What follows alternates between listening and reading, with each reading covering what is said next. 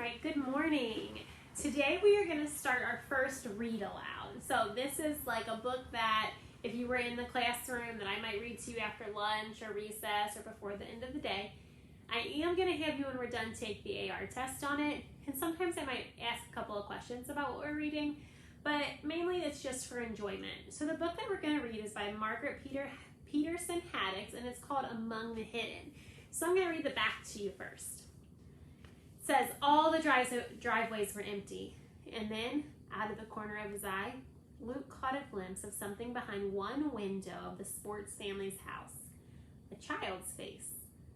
A child's face, in a house where two boys already lived. Luke is a shadow child, a third son in a society that allows only 2 children per family, and the penalties for breaking the population law are severe. Luke has learned to hide, but when a new housing development replaces the woods next to his family's farm, he's no longer allowed to go outside. He spends every day alone in his attic room until he sees a girl's face in the window of a house where he knows 2 children already live. Meeting Jen opens a new world to Luke. Jen is connected via the internet to other shadow children and is planning a rally to enable thirds like her and Luke to take their place in society. Luke is excited by the hope that Jen holds, but can a 12-year-old successfully challenge a totalitarian regime? In this thought-provoking page turner, Margaret Peterson Haddix looks at one possible not-so-distant future and its impact on the human spirit. All right, so we're going to get started today. We'll read at least 1 chapter, but depending on how long they are, we might read 2. We'll see. All right, so chapter 1. He saw the first tree shudder and fall, far off in the distance. Then he heard his mother call out the kitchen window, "Luke, inside, now!" He had never disobeyed the order to hide. Even as a toddler, barely able to walk in the backyard's tall grass, he had somehow understood the fear in his mother's voice. But on this day, the day they began taking the woods away, he hesitated. He took one extra breath of the fresh air, scented with clover and honeysuckle and, coming from far away, pine smoke. He laid his hoe down gently and savored one last moment of feeling warm soil beneath his bare feet. He reminded himself, I will never be allowed outside again. Maybe never again as long as I live. He turned and walked into the house, as silently as a shadow. Why? He asked at the supper table that night. It wasn't a common question in the Garner house. There were plenty of hows. How much rain the backfield get? How's the planting going? Or even what's? What'd Matthew do with the 5/16 wrench? What's Dad gonna do about the busted tire? But why? Wasn't considered much worth asking. Luke asked again. Why'd you have to sell the woods? Luke's dad harumphed and paused in the midst of shoveling forkfuls of boiled potatoes into his mouth. Told you before, we didn't have a choice. Government wanted it, can't tell the government no. Mother came over and gave Luke's shoulder a reassuring squeeze before turning back to the stove. They had defied the government once, with Luke. That had taken all the defiance they had in them, maybe more.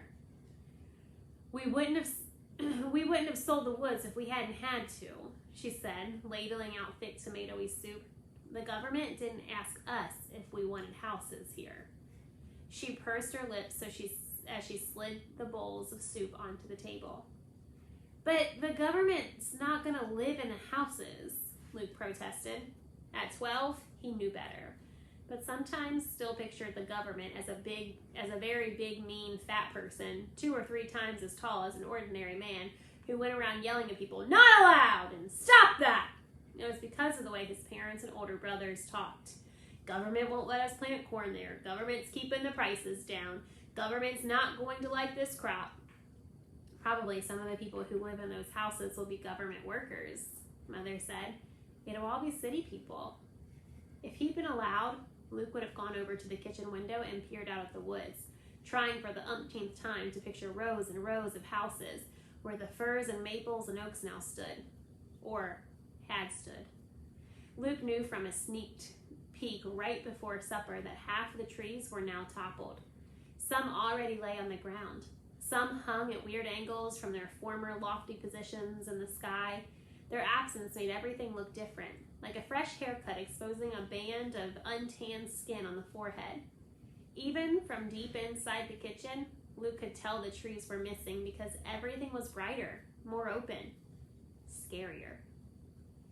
And then, when those people move in, I have to stay away from the windows?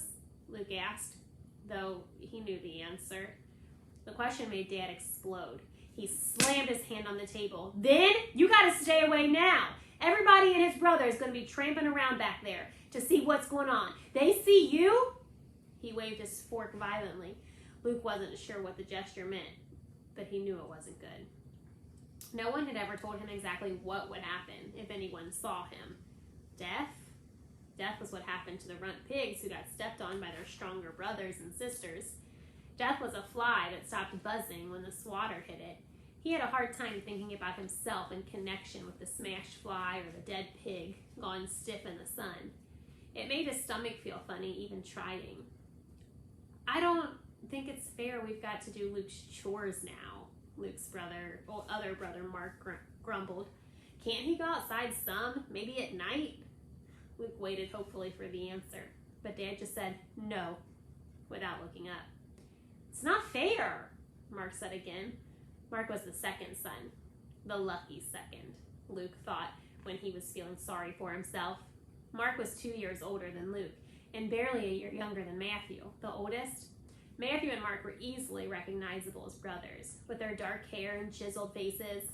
Luke was fairer, smaller boned, softer looking. He often wondered if he had ever looked tougher, like them. Somehow, he didn't think so.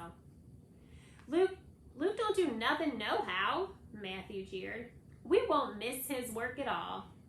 It's not my fault, Luke protested. I'd be more help if... Mother laid her hands on his shoulder again. Hush, all of you, she said. Luke will do what he can. He always has.